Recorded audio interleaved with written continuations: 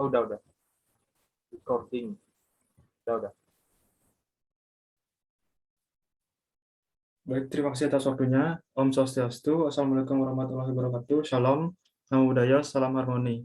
Di sini kami dari kelompok 3 akan melakukan presentasi. Sebelumnya perkenalkan nama saya Igede Wahyu Prayoga, selaku moderator sekaligus pemateri 1.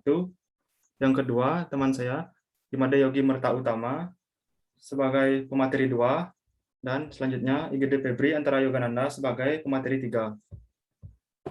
Adapun submateri yang akan kami jelaskan yaitu definisi persepsi, proses persepsi, kesalahan dalam persepsi, manajemen impresi, penerapan konsep persepsi, pengertian stres dan konsep stres di tempat kerja, faktor stres, dan yang terakhir strategi mengatasi stres. Baik, materi pertama akan saya jelaskan. Materi pertama yaitu definisi persepsi. Persepsi adalah proses pemahaman ataupun pemberian makna atas suatu informasi terhadap stimulus. Stimulus didapat dari proses penginderaan terhadap objek, peristiwa, dan hubungan atas gejala yang seharusnya diproses otak. Persepsi merupakan interpretasi unik dari suatu situasi, bukan rekaman situasi. Tidak ada seorang pun yang memiliki pengetahuan dan pengalaman yang sama, maka dari situasi atau rangsangan yang sama bisa menghasilkan reaksi atau perilaku yang berbeda. Tidak ada seorang pun yang memiliki pengetahuan dan pengalaman yang sama, maka dari itu situasi rangsangan yang sama bisa menghasilkan reaksi atau perilaku yang berbeda. Baik, materi yang kedua yaitu proses persepsi. Jadi, dari stimulus atau objek yang ditangkap oleh panca indera melalui ambang batas yang dimaksud adalah jika suatu stimulus itu kuat, maka didapat ditangkap oleh panca indera. Ada stimulus yang disadari dan ada yang tidak disadari. Agar dapat disadari individu, stimulus harus cukup kuat. Dari panca indera dikirim ke sensasi atau suatu proses yang belum dimaknai, lalu dikirim ke otak. Di otak sebagai pusat susunan urat syaraf terjadilah proses pada yang akhirnya membuat individu dapat menyadari atau mempersepsi stimulus yang diterima melalui alat indera. Lalu terjadilah suatu yang dimaknai, yaitu disebut dengan persepsi. Baik, materi yang selanjutnya akan dijelaskan oleh teman saya. Baik, perkenalkan nama saya Made Yogi Merta Utama, NIM 21170412886. Di sini saya akan menjelaskan faktor mempengaruhi persepsi. Nah, faktor yang mempengaruhi persepsi dibagi menjadi dua bagian, yaitu faktor internal dan faktor eksternal. Faktor internal yang mempengaruhi persepsi yaitu faktor-faktor yang terdapat dalam diri individu yang mencakup beberapa hal, antara lain psikologis, yaitu informasi masuk melalui alat indera. Selanjutnya, informasi yang diperoleh ini akan mempengaruhi dan melengkapi usaha untuk mempersepsi pada tiap orang-orang berbeda, sehingga interpretasi terhadap lingkungan juga dapat berbeda. Yang kedua ada perhatian individu, yaitu memerlukan sejumlah energi yang dikeluarkan untuk memperhatikan atau memfokuskan pada bentuk fisik dan fasilitas mental yang ada pada suatu objek.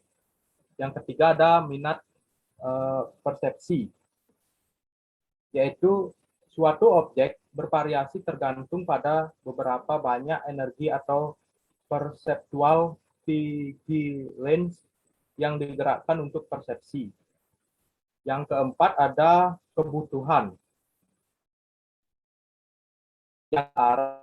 Faktor ini dapat dilihat dari bagaimana kuatnya seorang individu mencari objek-objek atau pesan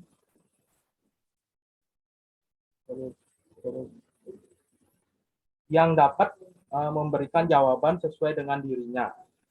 Yang kelima ada pengalaman dan ingatan. yaitu pengalaman dapat dikatakan tergantung pada ingatan dalam arti sejauh mana seorang dapat mengingat kejadian-kejadian lampau untuk mengetahui suatu rangsang dalam pengertian luas. Yang keenam ada suasana hati, yaitu keadaan emosi mempengaruhi perilaku seseorang. Mood ini menunjukkan bagaimana perasaan seseorang pada waktu yang dapat mempengaruhi bagaimana seseorang dalam menerima, bereaksi, dan mengingat. Yang kedua, faktor eksternal. Faktor eksternal yaitu faktor yang mempengaruhi persepsi, merupakan karakteristik dari lingkungan dan objek-objek yang terlihat di dalamnya. Elemen-elemen tersebut dapat mengubah sudut pandang seseorang terhadap dunia sekitarnya yang mempengaruhi bagaimana seseorang merasakan atau menerimanya. Sementara itu, faktor-faktor eksternal yang mempengaruhi persepsi adalah ukuran dan penempatan diri objek atau stimulus. Faktor ini menyatakan bahwa semakin besarnya hubungan objek, maka semakin mudah dipahami. Yang kedua, ada warna dari objek-objek.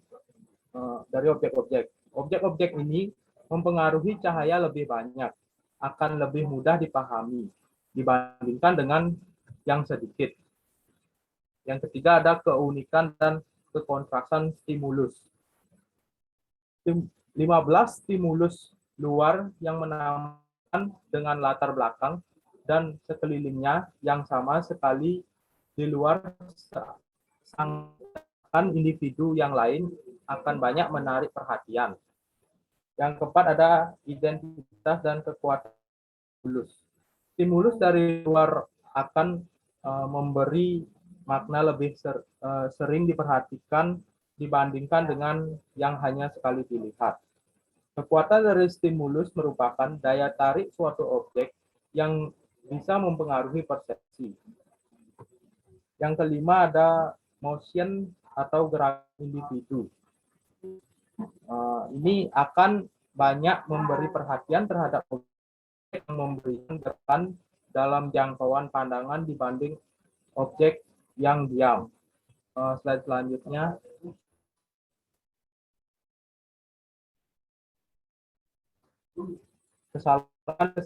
Kesalahan dan keliruan dalam persepsi.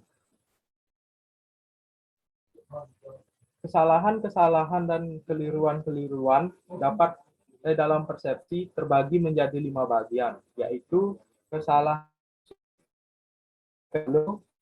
stereotip, prasangka, getak, dan gegar budaya.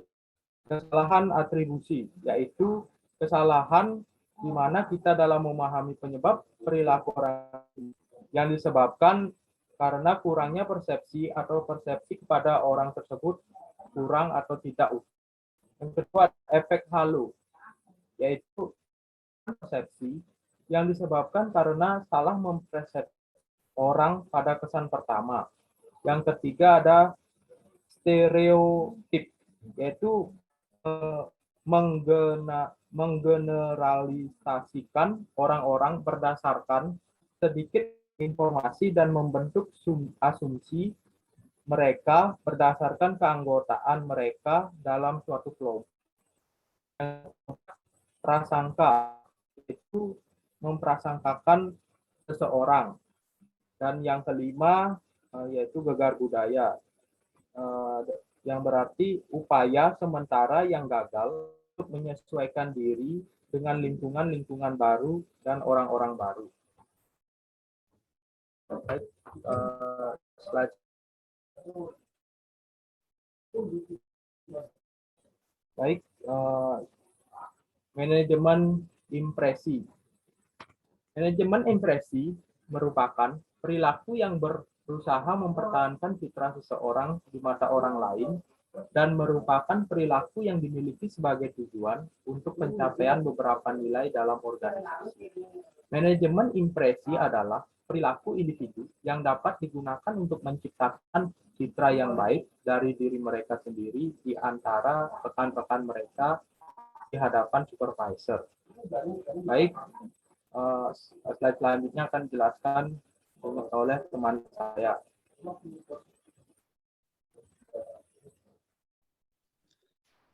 Perkenalkan, nama saya Igede Febri Antara Gananda dengan NIM 2117041295. Di sini saya akan menjelaskan penerapan konsep persepsi. Penerapan konsep persepsi ada dua, yaitu self-pulling propensi dan teori atribusi. Self-pulling propensi adalah sebuah proses yang menjelaskan bagaimana harapan yang berada pada pikiran seseorang, misalnya seseorang guru atau peneliti, mempengaruhi perilaku orang lain. Dan teori atribusi. Teori mengenai proses bagaimana menentukan penyebab dan motif tentang perilaku seseorang. Selanjutnya, pengertian stres dan konsep stres di tempat kerja. Kata stres berasal dari bahasa stinger yang berarti menarik secara kencang. Dalam ilmu fisika dan teknik telah bahwa tekanan akan menghasilkan ketegangan dan akhirnya menyebabkan sesuatu. Meski stres bisa terjadi di luar kehidupan organisasi, namun stres yang terkait dengan kehidupan kerja, occupation stres banyak mendapat perhatian baik dari kalangan para manajer maupun para akademis. Slide selanjutnya. Faktor stres. Faktor stres yaitu ada stresor. Stresor adalah semua faktor lingkungan yang berada di diri seseorang yang berdampak pada timbulnya stres, atau seperti dikatakan Grenbeck and Baron. Stresor adalah semua bentuk tuntutan, baik fisiologis maupun psikologis, yang dihadapi seseorang dalam menjalani kehidupannya. Dengan kata lain, stresor adalah sebuah persyaratan terjadinya stres untuk mengetahui tingkat stres yang dialami seseorang yang disebabkan kejadian-kejadian di luar diri seseorang. Selanjutnya, strategi mengatasi stres. Strategi mengatasi stres dari 3 strategi. Yang pertama, kontrol strategi. Yang kedua, SKP strategi. Yang ketiga, sistem manajemen strategi. Kontrol strategi yaitu upaya secara langsung untuk mengantisipasi atau mengatasi persoalan stres. Sebagai contoh, jika Anda mengadopsi market culture yang berarti Anda kompetitif, sementara Anda sendiri adalah tipikal orang yang kooperatif, akan Anda merasa tertekan dan ujung-ujungnya boleh jadi Anda mengalami stres. Jika Anda tidak bisa menyesuaikan diri dengan budaya baru dan Anda lebih memilih pindah kerja ke tempat kerja atau organisasi yang lebih konstruktif, maka Anda menerapkan kontrol strategi. Yang kedua, SKP strategi. SKP strategi yakni menghindari atau mengabaikan masalah yang menimbulkan stres. Jika Anda secara pasif mau menerima situasi yang menimbulkan stres, atau Anda menghindari konfrontasi secara langsung, misalnya dengan karyawan yang sangat menjengkelkan, maka upaya Anda disebut sebagai SKP strategi. Dan yang terakhir, symptom manajemen strategi. Symptom manajemen strategi adalah upaya mengatasi stres dengan cara melakukan relaksasi, meditasi, dan olahraga. Saya kembalikan ke moderator. Baik, itulah penjelasan materi dari kelompok kami. Untuk sesi tanya jawab, kami akan lakukan di WhatsApp Group. Terima kasih atas waktunya. Mohon maaf bila ada salah kata. Om Sandi Sandi Om. Wassalamualaikum warahmatullahi wabarakatuh. Shalom, Namo Buddhaya, salam harmoni.